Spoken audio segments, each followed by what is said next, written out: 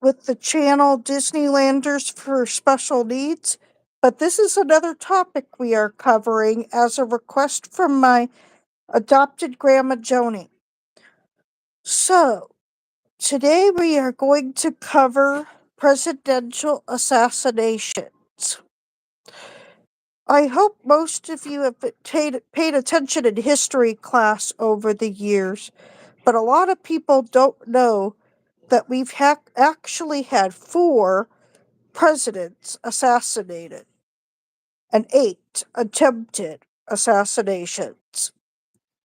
So, right now we are going to cover the ones that the president actually did not survive. Starting with the very first assassination that all of you should know. 16th President Abraham Lincoln was watching a play with Mary Todd Lincoln and a few other guests at Ford's Theater in Washington, D.C. Abraham Lincoln was enjoying going into the second act of the play when Confederate sympathizer John Wilkes Booth, who was the most racist guy around at the time, one of them, I'm sorry, my dog is blabbing at me.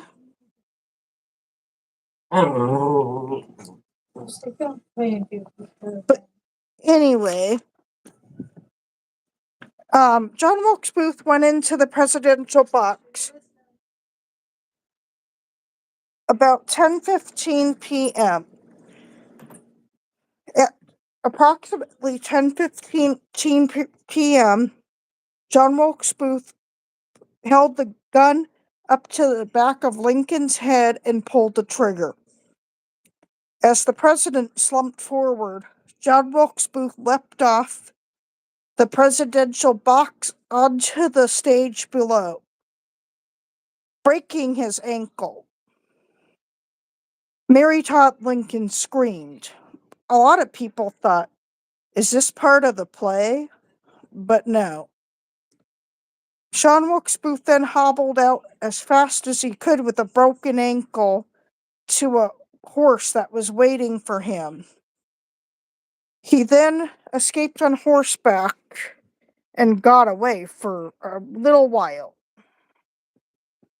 A 12-day manhunt was to ensue. Abraham Lincoln was taken across the street to the Peterson boarding house, where doctors and friends and Mary Todd Lincoln were also there, but Mary Todd Lincoln was unable to cope with what had happened to her husband, and rightly so. She was inconsolable. She kept getting in the doctor's way while they were treating him, and it became evident that the president would not survive. His injuries were very, very bad. The bullet, which had been fired into the back of his head, went up behind the right ear, into the brain, and came to rest behind his right eye, which now you know it would cause immeasurable brain damage. So, with that being said, at 7:22 the next morning, April 15th, 1865, Abraham Lincoln lost his battle from the gunshot wound at the age of 56. 12-day manhunt for John Wilkes Booth and his accomplices ensued, and John Wilkes Booth and accomplice David Harold were then cornered in a tobacco barn. John Wilkes Booth did not come out when the soldiers ordered him to. Sergeant Boston Corbett, who actually was a big fan of Abraham Lincoln, looked through the cracks of the tobacco barn where Booth was and shot him in the neck.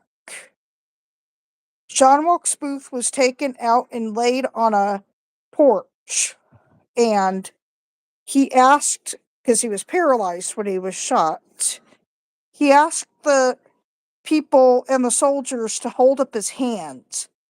And as he held up his hands, he said, "Useless, useless," and then was dead.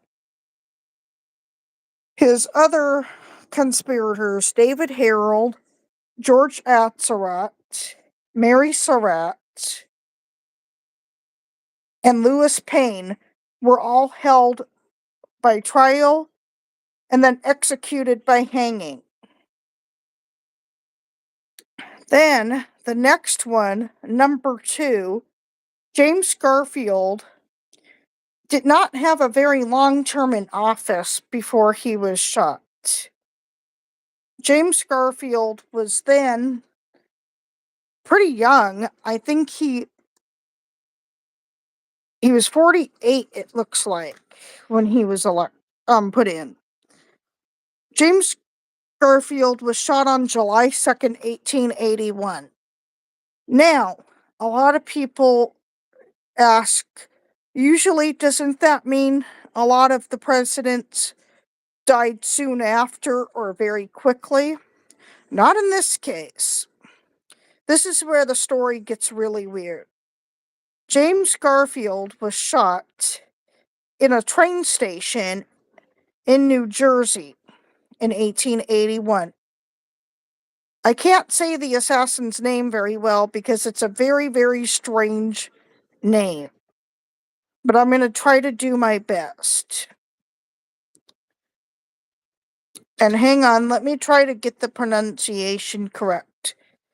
Charles Guiteau shot Garfield because Guiteau believed in the stalwarts. The stalwarts, I guess, were a group of people in politics that had some very different ideals. But he then, after shooting Garfield, said, "You're going to die. Chester Arthur will be president now, and I am a stalwart." James Garfield was then taken from the train station and taken to see what they could do for him. This is where the story gets really, really bizarre. James Garfield lasted a lot longer than expected, but the doctors had a different way of trying to not only detect the bullets that got into him, but to try to treat him as well. Doctors used their nasty fingers, instruments, and other ways to try to detect the bullets. Alexander Graham Bell, the inventor, was sent to try to find the bullet with a couple unsuccessful inventions that he had. It didn't work. Instead, James Garfield's wounds soon became infected and he was riddled with gangrene and other terrible infections, including an infection to his bloodstream. After that, somehow, James Garfield somehow made it from the time he was shot, July 2nd, 1881, he passed away September 18th, 1881, at 49 years old. Nobody knew how he was able to live quite that long because, due to his injuries and what the doctors did to him, pretty much now there was a study that was just done on James Garfield that said now, if the assassination had been carried out in modern times, James Garfield may have actually survived today. But back then there was no x-ray, there was not a lot of antiseptics or cleaning done, and doctors did not have good hygiene like they do today, including a lot of them didn't wash their hands back then. That, that's just disgusting, to say the least. Then, when James Garfield passed away, a lot of people started finally getting into the act of learning from this terrible tragedy and starting to take precautions like washing their hands more often. So the next president that was assassinated was William McKinley. William McKinley was pretty popular president for his time. he was just before the president, Theodore Roosevelt. Theodore Roosevelt and William McKinley were rivals, but they were friends. William McKinley was at a place called the Temple of Music, and he was assassinated. Now, this assassin, I can barely say his name. Leon Cholkosh assassinated William McKinley in public outside as William McKinley was going to make a speech and a public appearance. William McKinley staggered back as he was shot in the abdomen by Leon Cholkosh. I can never say his name right, so I'm sorry.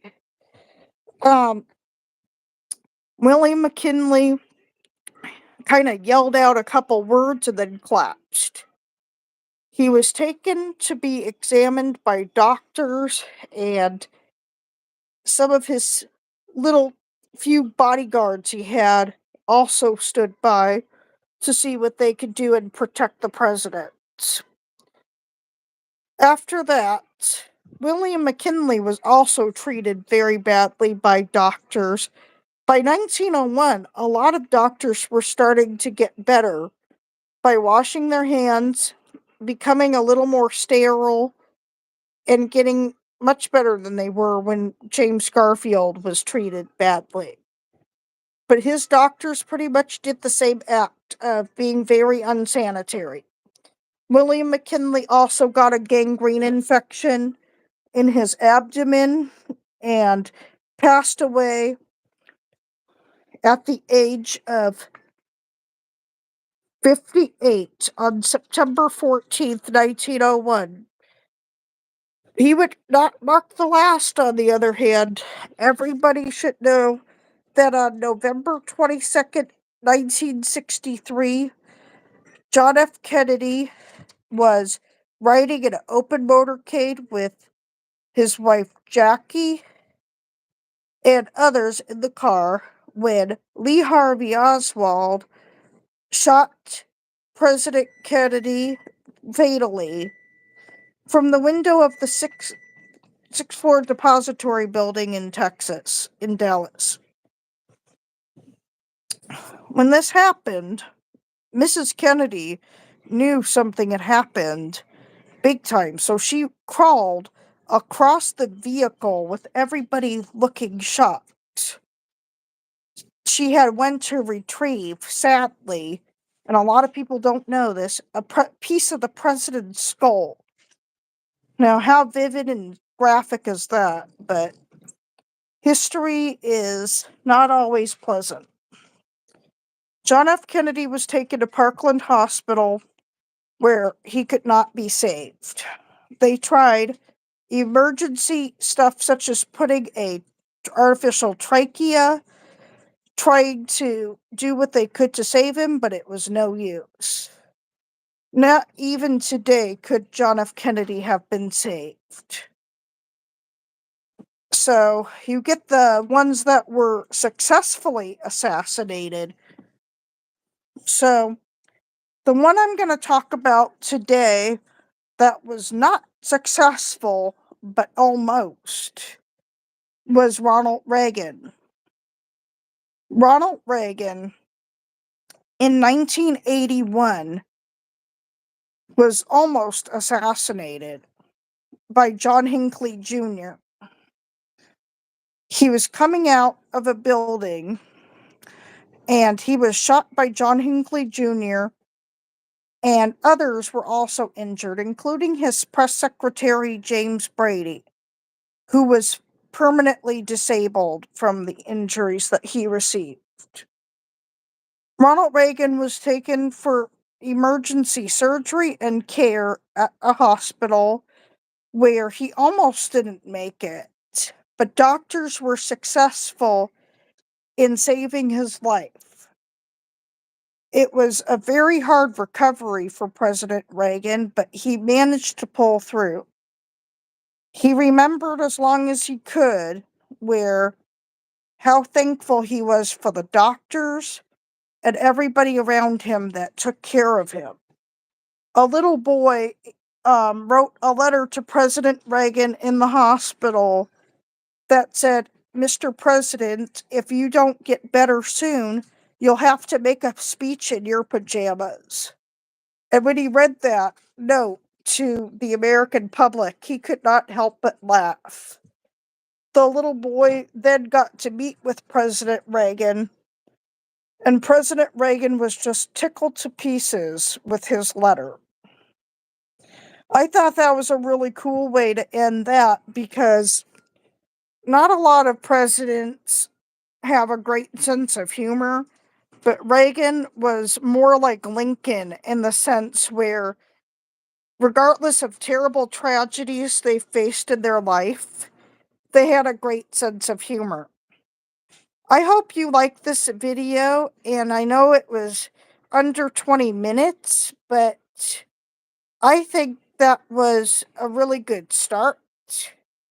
I will also be looking at more of the attempted assassinations more in detail to get them right more, because unfortunately, I know the other ones that were attempted, but not all the details. So I hope you have a great night, and I might do something else tonight. Have a great night. Bye.